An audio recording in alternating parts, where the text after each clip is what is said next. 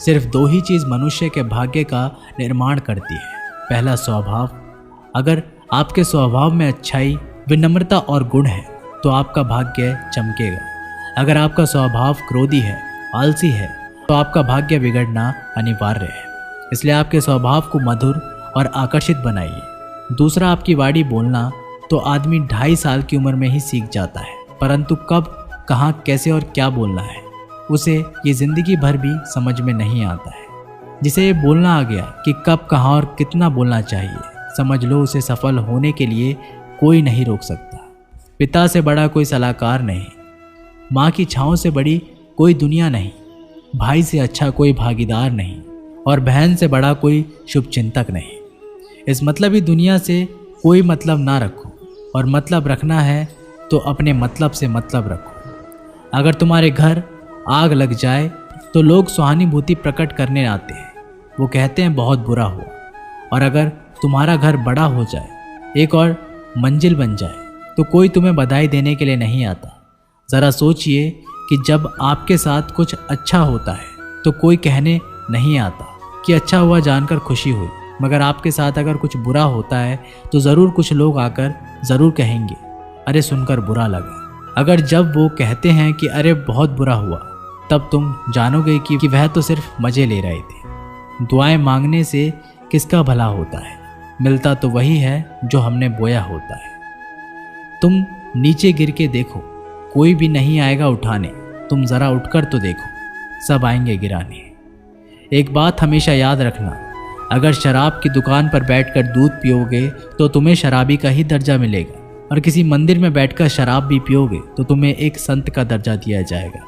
इसलिए आप किसके साथ उठते बैठते हो ये बहुत मायने रखता है।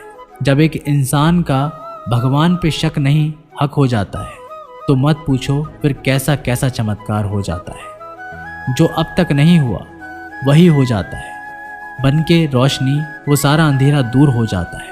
जो भीड़ में चलते हैं वो भीड़ में कहीं खो जाते हैं, जो अकेले चलते हैं इतिहास वही बनाते हैं। इतिहास गवाह है अकेले चलने वाले के पीछे ही भीड़ खड़ी होती है। एक बार एक संत के पास 2 तोते थे।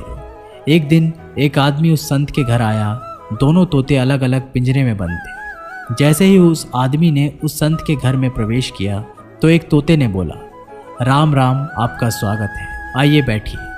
उसको देखकर बहुत खुशी हुई।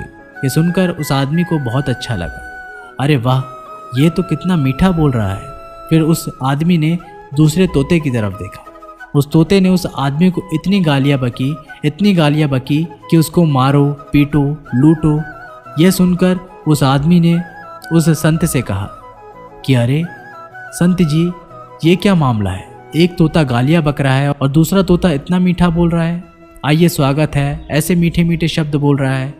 संत ने कहा, मैंने इन तोतों से एक जिंदगी का पाठ पढ़ा है। जब ये दोनों तोते पैदा हुए थे तब मैंने एक तोते को डाकू को भेज दिया था और दूसरे तोते को एक साधु के यहाँ भेज दिया था। जो तोता साधु के घर पर चला गया वह कहता है राम राम, आपका स्वागत है, और जो तोता डाकू के घर पर पला बड़ा वह कहता है मारो, पीटो, काटो, लूटो। तोता एक ही है परंतु अलग अलग पर्यावरण में पले हैं। इसलिए ये बहुत ही महत्वपूर्ण है कि जीवन में हम किसके साथ उठते बैठते हैं हमारे जीवन पर बहुत प्रभाव डालता है। अपने आप पर विश्वास करो, तुम्हारे अंदर कुछ ऐसा है जो हर बाधा से बड़ा है। बदल जाओ वक्त के साथ, या फिर वक्त को बदलना सीखो। मजबूरियों को मत कोसो, हर हाल में चलना सीखो। दिखावे से तो केवल लोगों को खुशियां दी जा सकती है, भगवान तो केवल नियत देखते हैं।